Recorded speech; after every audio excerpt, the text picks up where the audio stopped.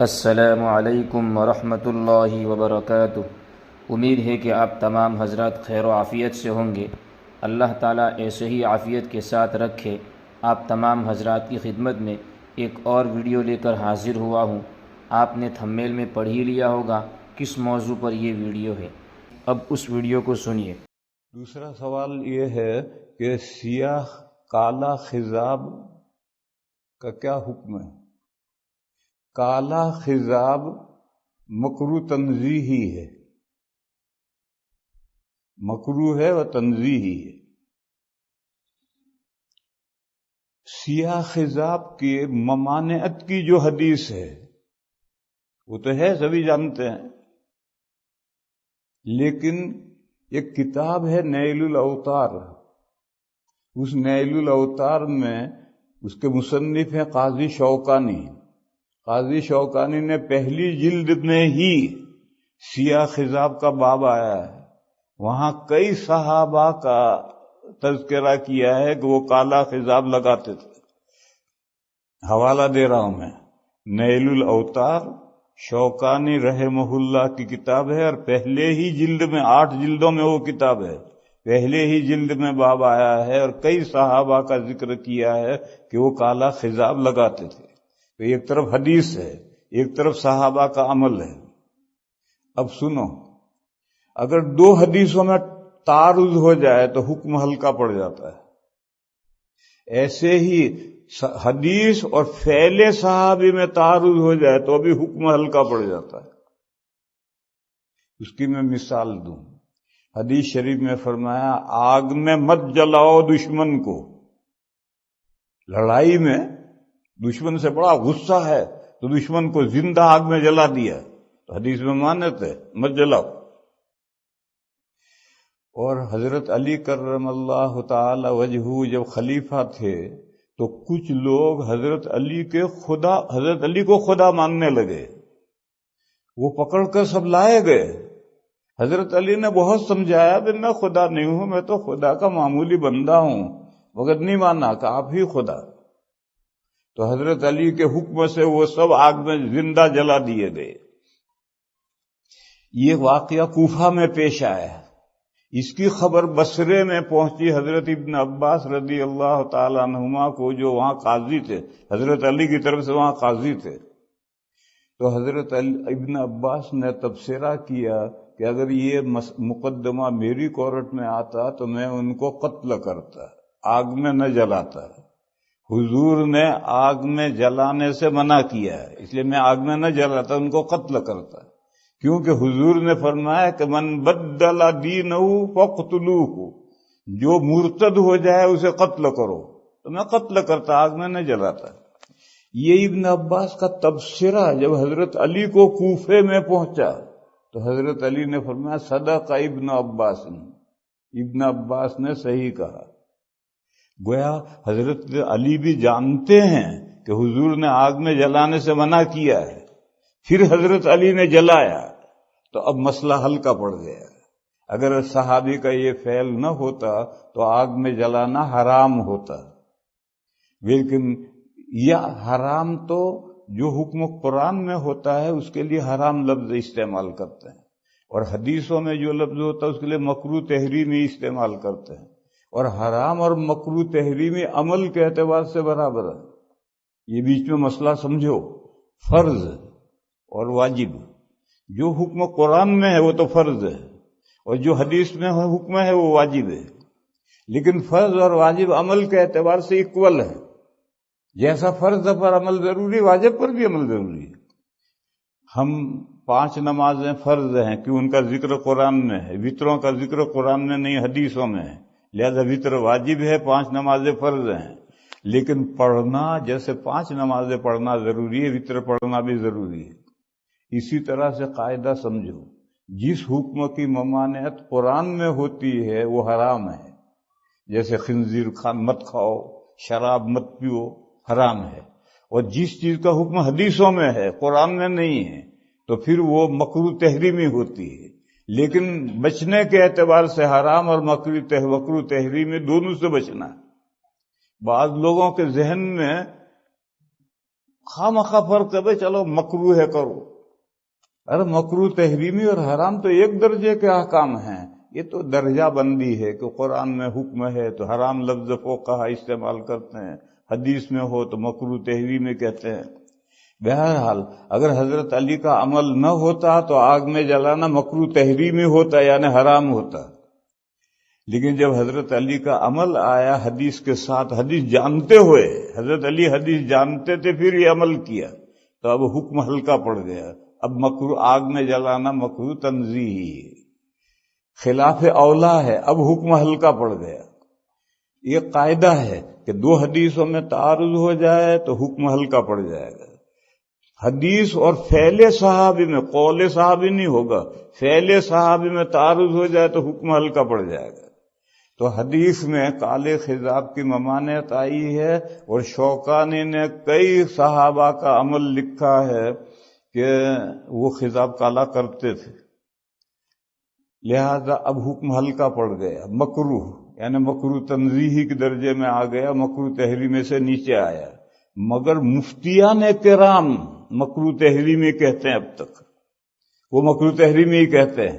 لیکن میں دوسری بات کہہ رہا ہوں کہ مکروہ تحریمی سے حکم نیچے آیا. جیسے آگ میں جلانا کسی بھی مخلوق کو آگ میں جلانا خلاف اولا ہے، مکروہ تنزیہی ہے. اسی طرح سے یہ بھی مکروہ تنزیہی ہے، اس لیے کہ صحابہ کا عمل اس کے مقابل اس کے خلاف ہے.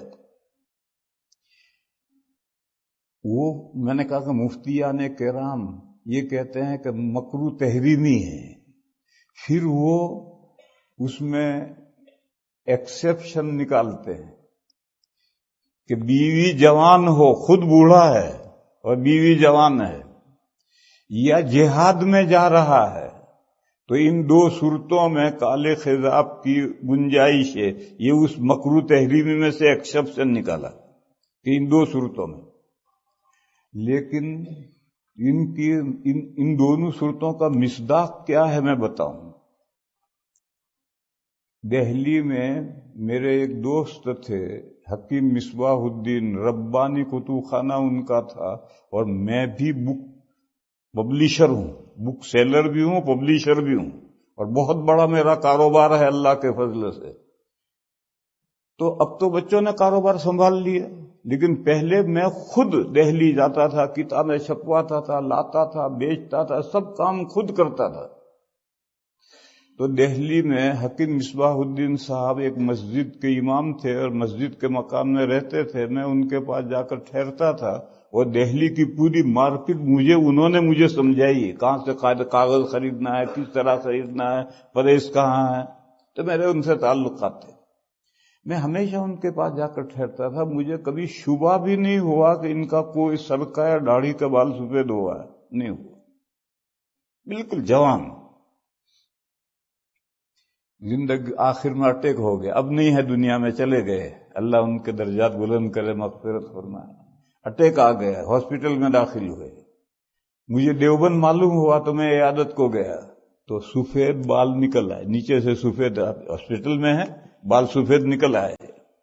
تو میں مذاق کرتا تھا پہلے بھی. میں نے ان سے کہا حکیم صاحب خضاب کیوں چھوڑ دیا؟ تو کہنے لگے بیوی کو پتہ چل گیا. گویا زندگی بھر کبھی انہوں نے بیوی کو محسوس نہیں ہونے دیا کہ ان کا کوئی بال سفید ہوا. یہ ہے مثال. اور بیوی کے سامنے بور سے لے کر گھس رہا ہے،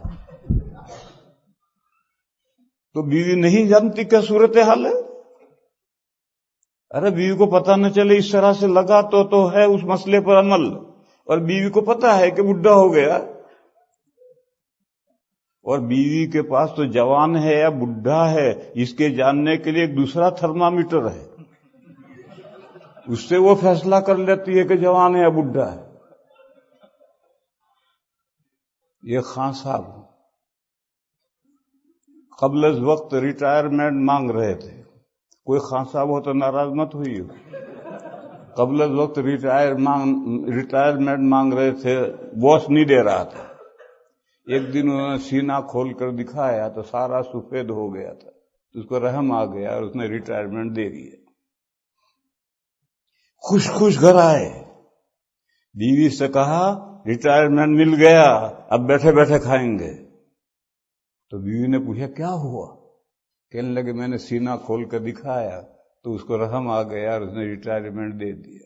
تو بیوی نے کہا ذرا اور نیچے کھول کر دکھا دیتے تو ڈیزیبلٹی کا وظیفہ بھی مل جاتا. لا الہ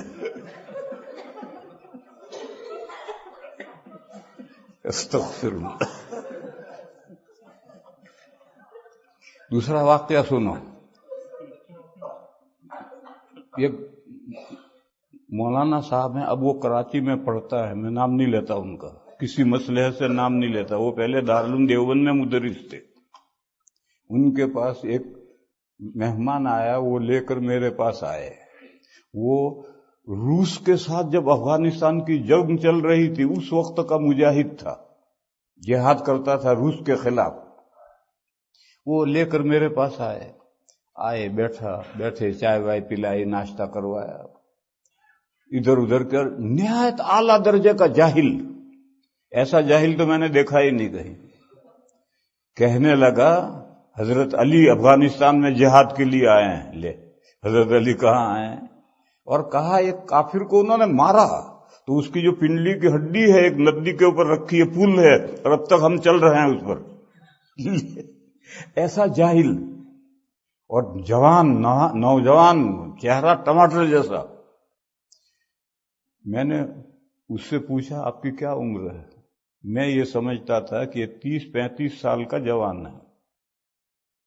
تو اس نے کہا میری عمر 75. تب میری سمجھ میں وہ فقہ کا مسئلہ آیا کہ مجاہد کو جو کالا خضاب لگانے کی اجازت ہے وہ یہ مجاہد ہے.